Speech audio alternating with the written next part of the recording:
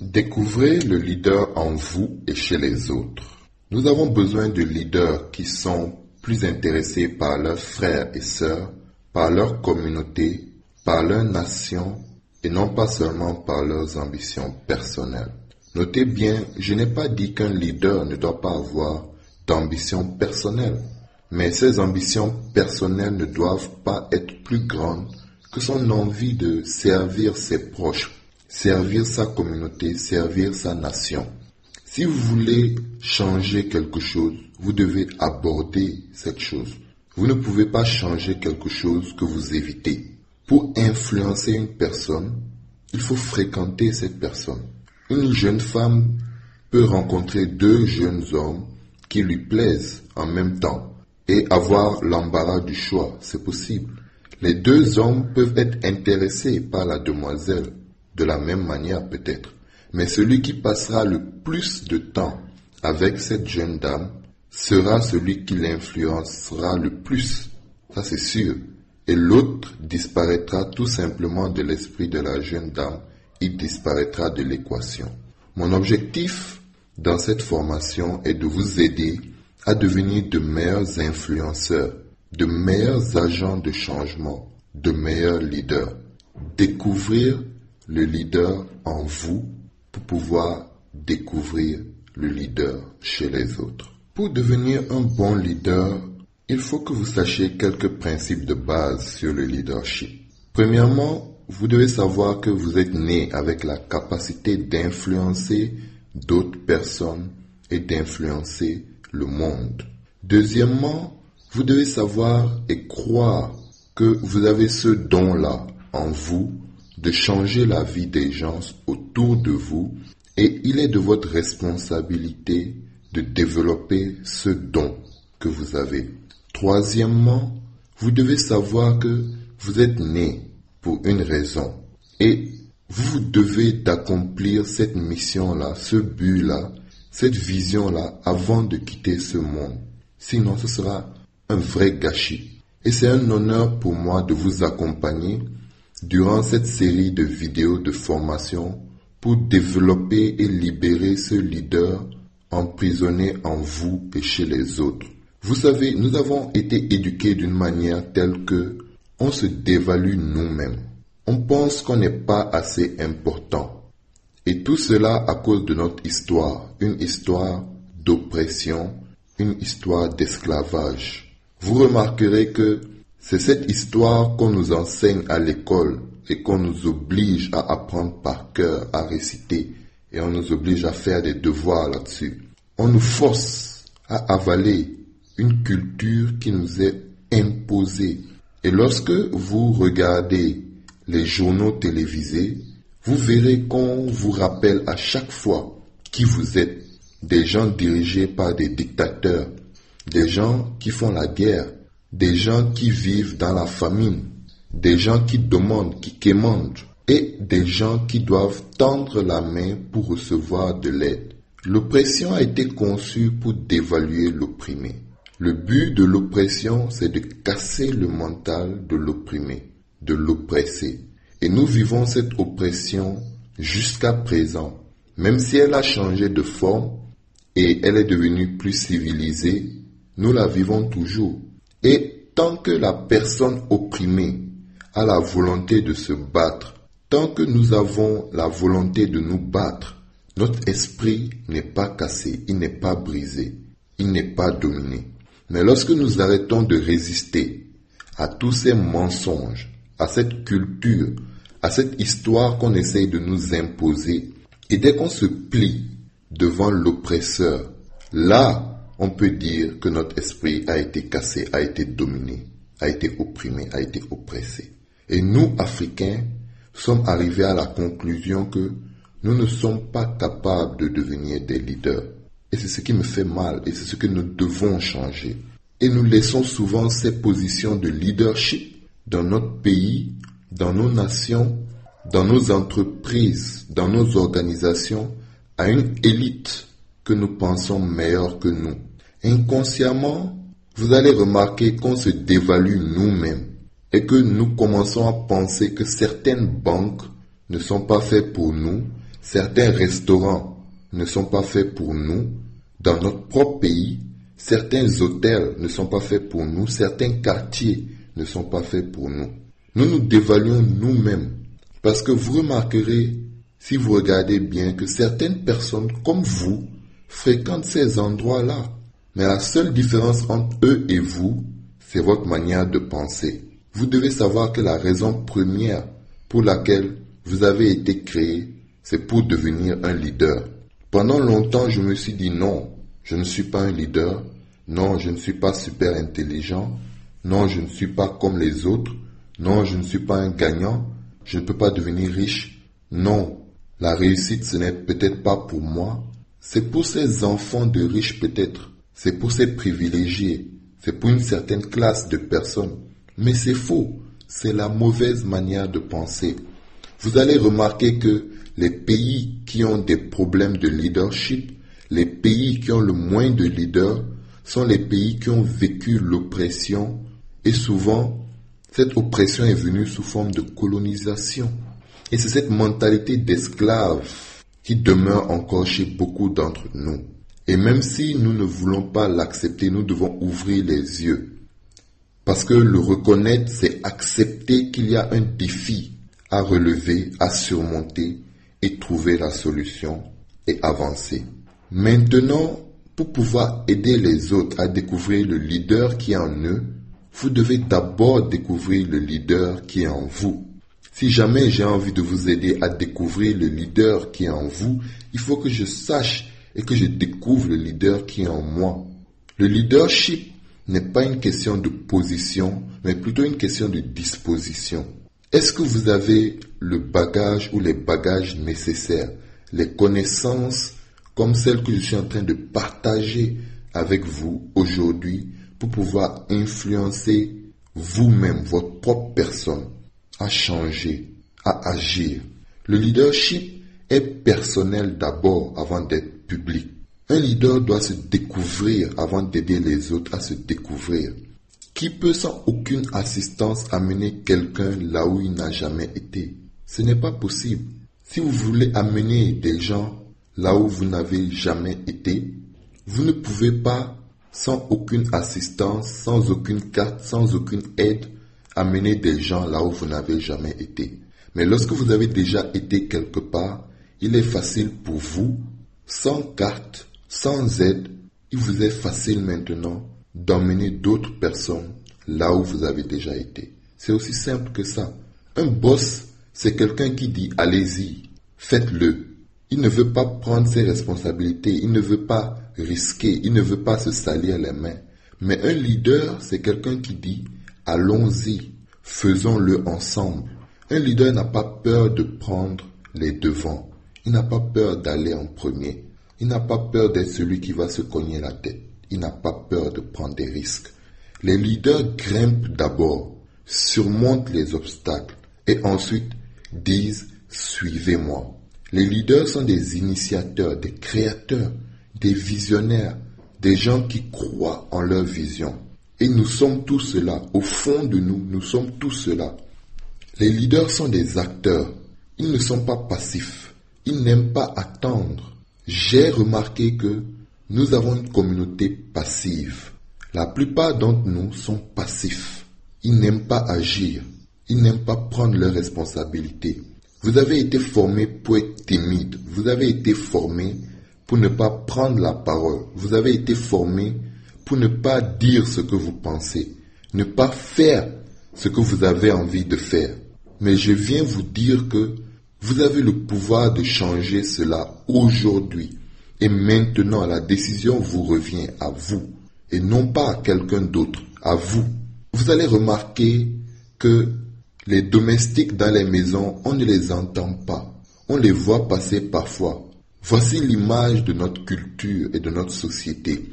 Cette culture a fait que nous n'agissons pas. Nous ne sommes pas des acteurs, mais plutôt des spectateurs de notre propre vie, des spectateurs de ce qui nous arrive. C'est le moment de se réveiller. Sinon, nos enfants vivront la même chose. Ils seront esclaves de cette culture, de cette manière de penser, de notre manière actuelle de penser. Ils seront aussi opprimés et oppressés voient encore plus que nous. Arrêtons d'attendre, arrêtons d'être passifs. Les leaders n'attendent pas, ils agissent maintenant. Un leader n'a pas peur de se lancer, même s'il ne sait pas ce qu'il attend. Il est prêt à prendre le risque. Il n'a pas peur d'être le précurseur. Il n'a pas peur d'être celui qui fait des erreurs. Vous devez savoir qu'en nous tous, il y a un leader qui sommeille et qui dort. Et que la plupart d'entre nous vont mourir sans jamais développer cette graine de leader-là qui sommeille en eux. La plupart des gens vont mourir en tant que suiveurs et non pas en tant que leader. Ne venez pas me dire que tout le monde ne peut pas devenir leader parce que c'est exactement cette manière de penser que nous devons abandonner. Toute graine de manguier renferme un manguier en elle. Et si chaque graine est plantée dans le bon environnement, chaque graine deviendra un manguier et donnera des fruits, donnera des mangues. D'où chacun d'entre nous a cette graine de leader-là en lui. Nous sommes tous nés avec l'esprit de leadership en nous. Mais comme nous avons appris à ramper, puis à marcher, puis à courir, c'est quelque chose que nous devons développer. Vous êtes nés pour diriger, mais vous devez d'abord devenir un leader. Ça veut dire qu'en vous tous, il y a quelqu'un d'extraordinaire qui sommeille. Un directeur, un président, un révolutionnaire, un leader. Mais vous devez passer par un processus pour forger ce leader-là, pour libérer ce leader-là, pour développer ce leader-là. Je ne me pose pas du tout la question à savoir, est-ce que ce leader-là habite en vous? Ce qui m'inquiète le plus, c'est est-ce que un jour nous aurons la chance de voir ce leader-là et de profiter de son don, de cette raison pour laquelle il est venu au monde. Tiger Woods, son don c'est le golf. Usain Bolt, son don c'est la course de vitesse. Justin Bieber, c'est la musique. Obama, c'est la politique. Warren Buffett, c'est la finance. Aliko Dangote, c'est le ciment. Cristiano Ronaldo, c'est le foot. Chacune de ces personnes a découvert son don et l'a délivré, l'a partagé avec le monde. Aucun d'entre eux n'a gardé ce don caché en lui, n'a gardé ce don seulement pour lui. Et même lorsqu'ils ont eu des défis dans leur vie, des défis familiaux, des défis avec la drogue, avec les impôts, etc., et qu'ils ont été crucifiés par les mêmes fans qui les adoraient, ils ont compris que leur don était plus important que la personne physique qu'ils étaient. Les gens ne vous aiment pas, mais les gens aiment plutôt votre don, ce que vous avez à offrir, ce que vous avez à partager. Arrêtez de partager ce don-là avec le monde et vous verrez le nombre de personnes qui vous suivront commencer à diminuer immédiatement. Arrêtez de partager votre don avec le monde et vous verrez les gens disparaître autour de vous. Vos amis commencer à disparaître, vos fréquentations commencer à se dissiper. Lorsque vous prenez une graine dans votre main, une graine de manguier par exemple, c'est un arbre, c'est un manguier que vous avez dans vos mains. Mais pour que cette graine devienne un manguier, elle doit passer par certaines étapes.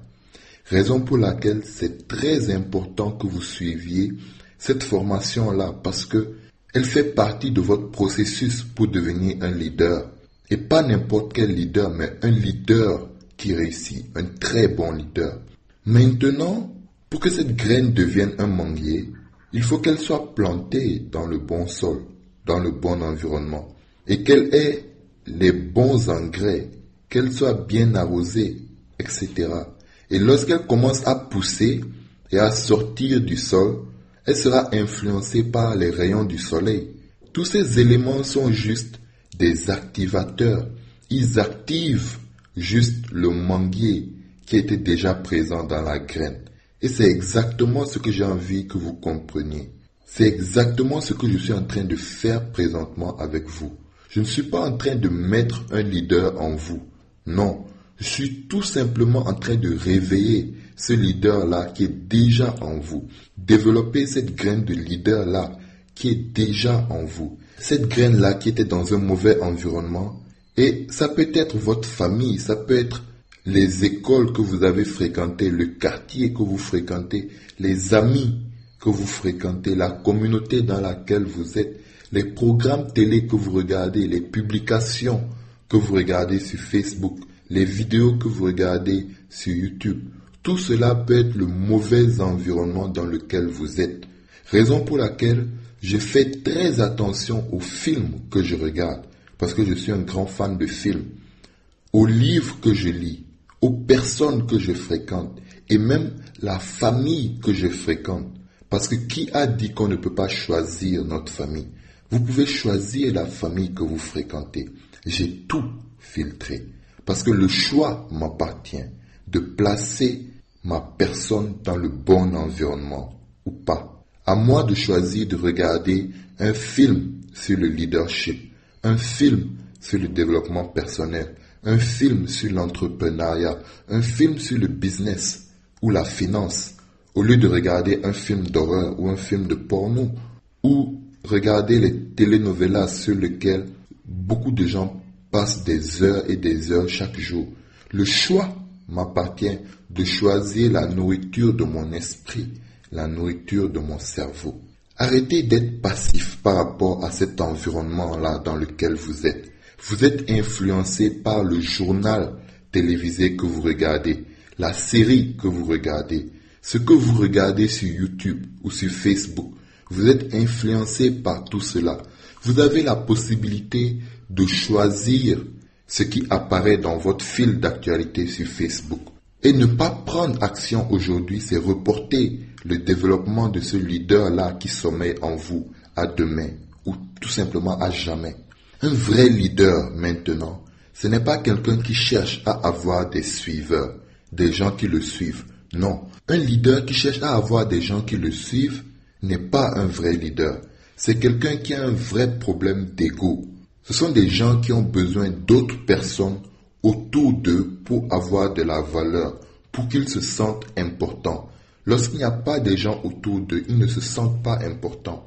Maintenant, la chose la plus importante dans une graine, ce n'est pas l'arbre qu'elle va devenir, ou les branches qu'elle va produire, ou les feuilles qu'elle va produire et qui vont pousser sur elle. Non, la chose la plus importante dans un arbre, ce sont les fruits qu'elle va produire.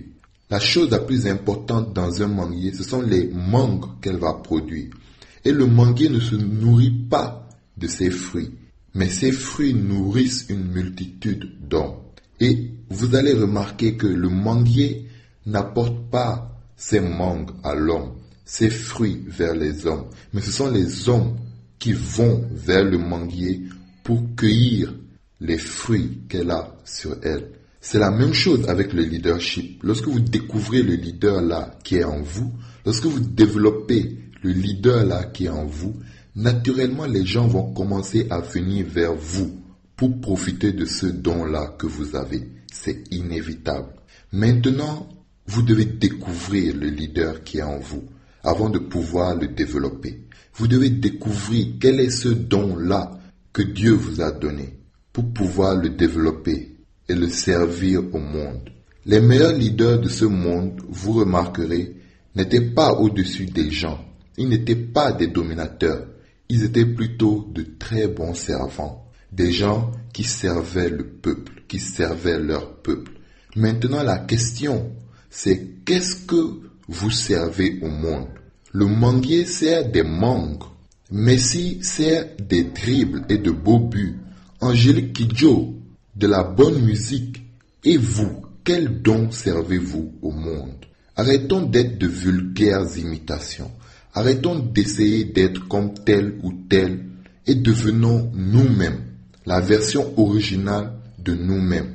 Nous pouvons nous inspirer de quelque chose que nous avons vu et que nous avons aimé, apprécié, mais apportons-y notre touche. Faisons-en quelque chose d'original. C'est ça qu'on appelle l'originalité. Savez-vous que ceux qui ne s'aiment pas assez sont ceux qui ont besoin d'aller faire du shopping avec d'autres personnes pour choisir leurs habits. Ils ne peuvent pas faire leur propre choix. Ils ont besoin de la vie des autres. Ils ou elles ont besoin de s'habiller comme Beyoncé ou Rihanna, porter ce qu'ils ont vu à la télé ou sur Internet. Pourquoi n'allez-vous pas vous-même, accompagné de personne d'autre que vous-même, choisir les habits que vous avez envie de porter, sans aucune influence de qui que ce soit? Pourquoi n'allez-vous pas chez le tailleur, designer ce que vous avez envie de porter, créer vos propres habits? Sachez que la valeur de chaque humain est le don qu'il est censé offrir à l'humanité, qu'il est censé offrir au monde. Sachez aussi que votre valeur détermine votre richesse. Alors, la question que je vous pose est, qu'est-ce qui donne le succès à l'homme? Quand est-ce qu'on dit qu'un homme a réussi? La réponse est simple pour moi. C'est lorsque cet homme devient un homme qui a de la valeur, qui apporte de la valeur aux autres.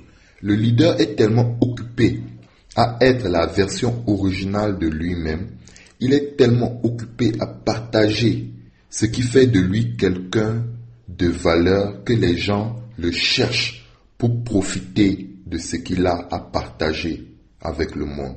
Ce qui fait que la base du leadership, c'est la découverte de soi-même d'abord.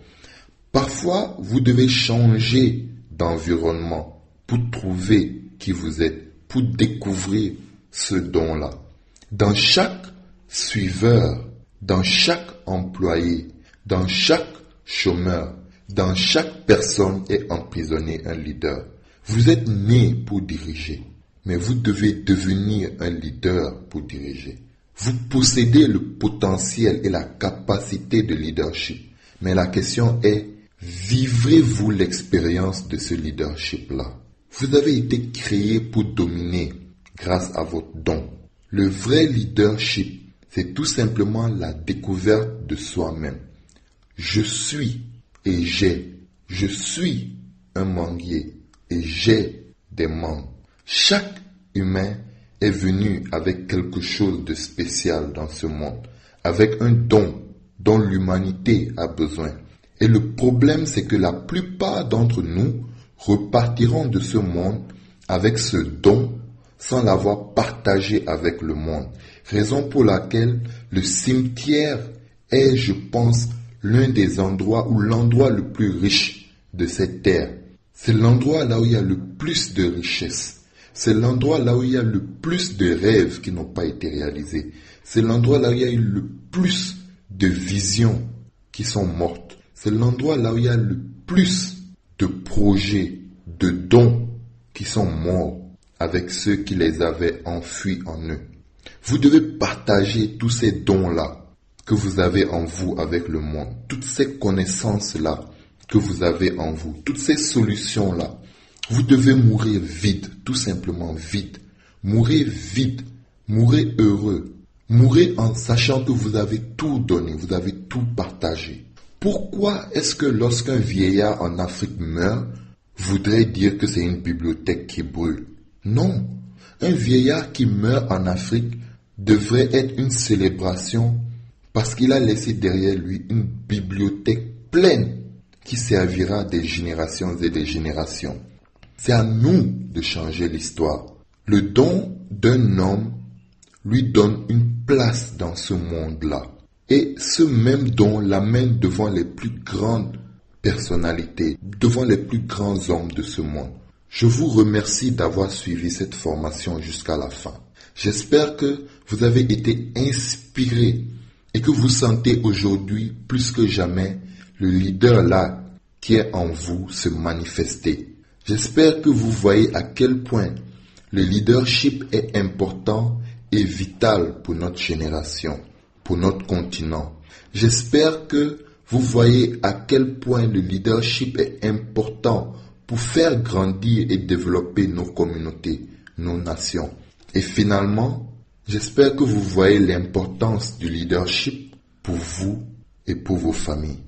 Et j'espère que si vous avez trouvé important ce message, si ce message vous a inspiré, si cette formation vous a motivé, vous a poussé à changer, n'hésitez surtout pas à partager avec vos proches, avec vos amis. Merci.